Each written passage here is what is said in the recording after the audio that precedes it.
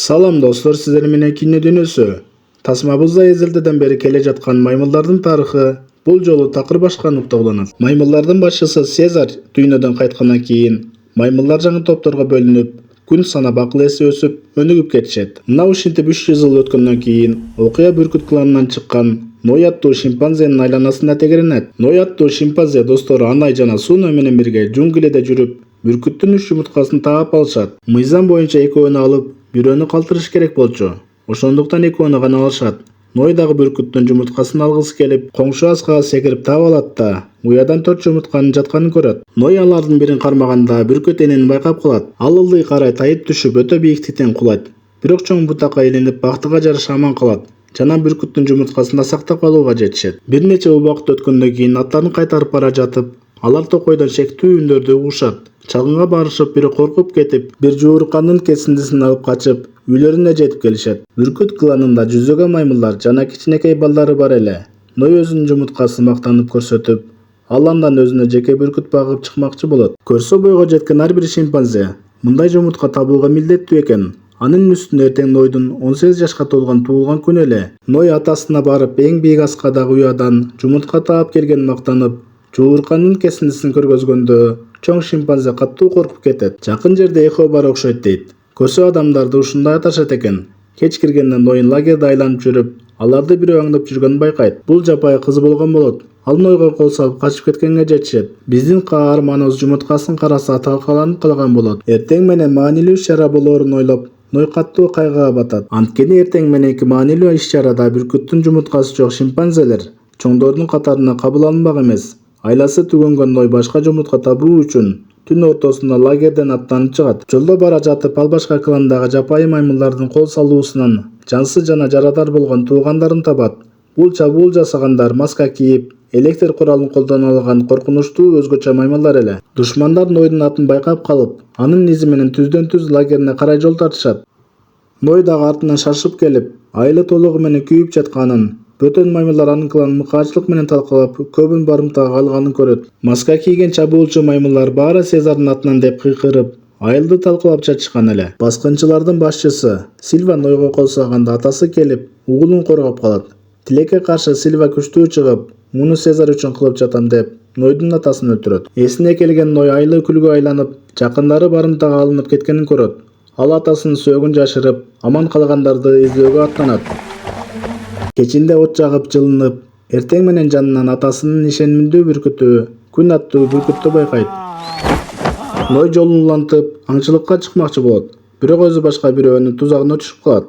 Тузакка түшүп калган Ной Ракка аттуу маймылга жолугат. Башында Ракка аны баскынчылардын бири катары кабыл алат. Бирок Нойдун душман эмес экенин түшүнүп, өзүнүн да айылын маска кийген маймылдар тарабынан талкаланганын айтып берет. Ракка Нойго китептерин көрсөтүп, баатыр болгон жана аларды көп нерсеге үйрөткөн легендарлуу Сезар тууралуу кеп салат. Цезарь научил нас нашим главным законам. Андан кийин Ракка Нойго маймылдар акылдуу жана адилеттүү болушу керек экенин айтып түшүндүрөт. Экөөнүн алдыга койгон максаттары бирдей болгон соң, Нойдун атын табууга аттанып, жолдон тиги жапайы кызды кайрадан байкап калышат. Алар жолду бирге улантууну чечишип, кызды да кошуп алышат. Бактыга жараша Ракканын да аты бар экен. Үчөө жана жанында ар дайым учуп жүргөн бүркүт болуп жол жүрүшөт. Кечкисин алар токтоп, от жагып эс алышат. Дарактын атына жашынган жапайы кызга Ракка тамак жана кичинекей жамын кычыргытып, ага Нова деген ысым ыйгарат. Ной Нованы батыраак жүрүү үчүн аттардын бирин минүүнү сунуштайт. Ал эми Нова Ракка менен бирге атчан жолго чыгат. Жолдо алар чоң зебралардын үйүрүн жана жапайы адамдардын тобун жолуктурушат. Ал эми Ной өз кланын издөө үчүн андан ары сапарын улантат. Ошондо Ракка каарманыбызга өз тумарын белек кылат. Күтүүсүздөн жапайы адамдардын конушуна Сильванын чабуулчулары кол салып, Ной согуштун дабышын угуп, дароо артка кайтат. Көптөгөн адамдар туткунга алынып, Сильвага баарынан мурда Нова гана керек экени байкалат. Нова качып калың чөп арасынан жашынып алат.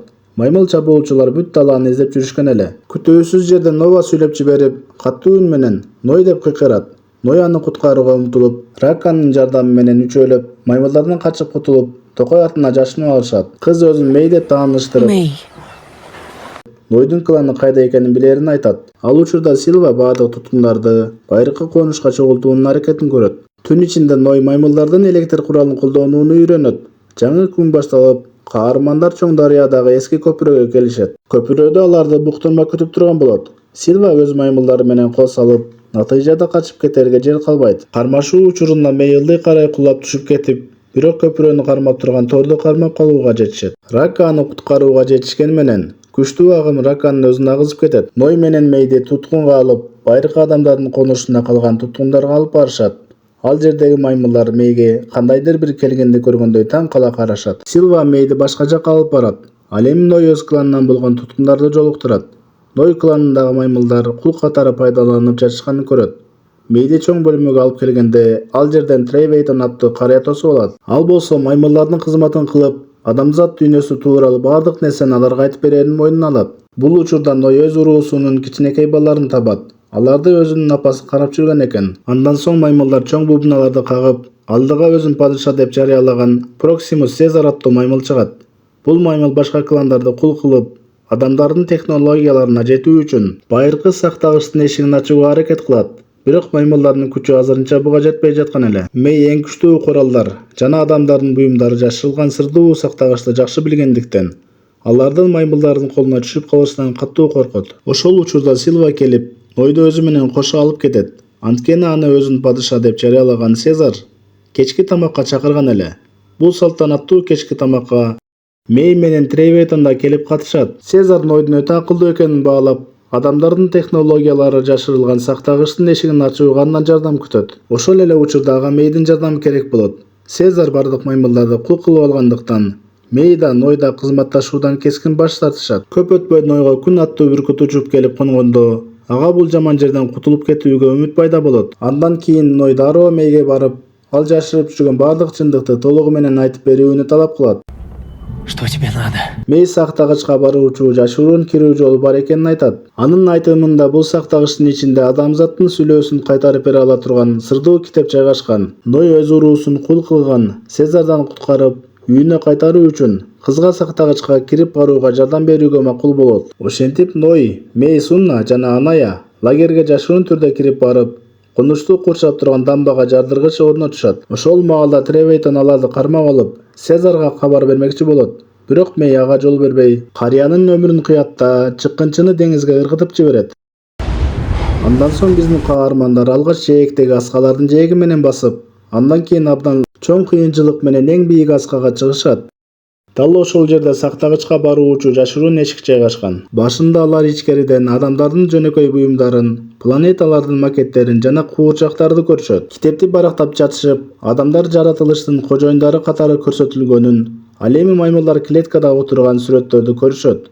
Алар мунун баарын жөнөкөй нерсе эмес экенин түшүнүшөт. Андан кийин алар курал-жаракка жана техникага толгон чоң бункерге келип түшүшөт. Мэй адамдардын технологиялары маймылдарга тийип калбашы үчүн баарын жардырып жиберүүнү чечип, тиешелүү баскычтарды жана панелдерди иштетет. Бирок бункерден чыга бергенде алар Сезарга туруш болушат. Ал ага баш ийбегендерден өч алууну көздөйт. Анын жардамчысы Нойдун кланындагы маймылды кармап алып, өмүрүнө коркунуч туудурганда Мэй бункерден таап алган курал менен ок атып Нойдун жакынын куткарып калат. Бардык маймылдар мындай куралды биринчи жолу көрүп, анын күчүнөн катуу коркуп кетишет. Сезар Мэйде калган куралдарды көрсөтүп берсе гана кое берүүгө макул болот. Бирок кыз кескин түрдө баш тартып, жардыргычты иштетип, бункерде жана дамбаны жардырып жиберет. Заматта суу каптап, Проксимустун лагери талкаланат. Ал эми Мэй качып кетүүгө жетишет. Айрым маймылдар бункер аркылуу качып чыгууга үлгүрүшөт. Нойдун артынан кууп жеткен Силва душманы менен катуу салгылашып, аны куулук менен тузакка түшүрүп, сууга чөктүрүп салат. Ной эң бийик аскага чыгып, өз элине кошулса, ал жерден аларга Сезар кол салат. Башка маймылдар андан абдан корккондуктан эч кимиси каршы сүйлөй албайт. Ал Нойду жерге жыгып салганда, бул залымга каршы өзү туруш керек экенин түшүнөт. Ошондо ал өзгөчө ырын-ырдап баштаганда, баардык маймылдар ага кошулуп ырдашып, бүркүттөрдү чакырышат. Биринин артынан бири учуп келип, Сезарга кол салып, аны бийик аскадан ылый ыргытып жиберишет. Ошентип Ной жеңишке жетип үйүнө кайтат. Маймылдар өздөрүнүн бүркүт кланы менен бирге акырындап жашоосун калыбына келтире башташат. Арадан бир нече убакыт өткөндөн кийин Мэй келет. Ал акылдуу маймылдардан кутулгусу келип жүргөн эле. Бирок Ной андан коркпой, Раканын тумарын берип, адамдар менен маймылдар чогуу жашай алабы деп сурайт. Мэй жообун билбесе да, адамдар бир мүмкүнчүлүккө татыктуу экенин айтып жолун улайт. Мэй бункерден таап алган китептин жардамы менен өчүп калган байыркы спутниктерди кайрадан күйгүзөт. Спутник иштеп баштаганда, ал дүйнө жүзү боюнча жашырынып жашап жаткан башка адамдардын конуштарын издеп табат. Натыйжада адамдар бири-бири менен кайрадан байланыш түзүп, күчүн бириктирип, бул дүйнөдө кайрадан үстөмдүк кылууга мүмкүнчүлүк алышат. Достор, биздин тасма дал ушундай аяктайт. Каналга жазылып лайк басканды унутпаңыз. Бале кырсыктардан Аллахым баарыбызды алыс кылсын демекчимин.